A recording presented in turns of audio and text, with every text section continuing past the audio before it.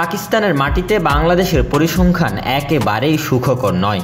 সব ফরম্যাট মিলিয়ে 12-0 ব্যবধানে পিছিয়ে টাইগাররা। তবে এবার সেই ব্যবধানটা ঘোচাতে চান বাংলাদেশের কাপ্তান। টেস্ট সিরিজের আগে ট্রফি উন্মোচন করেছেন দুই অধিনায়ক নাজমুল হোসেন শান্ত এবং শান মাসুদ।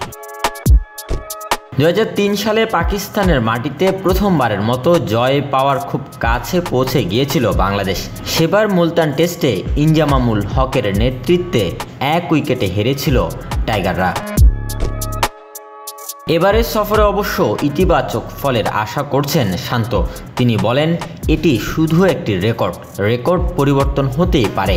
আমাদের দল খুব ভারসাম্যপূর্ণ। আমরা বিশ্বাস করি এবার বিশেষ কিছু করতে পারবো।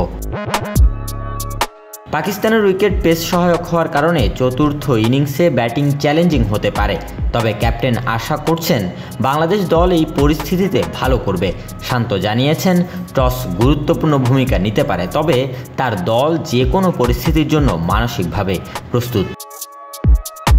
প্রথম টেস্টের আগে বাংলাদেশ এ দলের কয়েকজন সদস্য খেলেছিলেন প্রস্তুতি ম্যাচ। মুশফিকুর রহিম এবং মাহমুদুল হাসান জয় পেয়েছেন চোট, তাই প্রথম টেস্ট থেকে ছিটকে গেছেন জয়। তবে মুশফিককে একাদশে পাওয়া যাবে বলছেন টাইগার অধিনায়ক।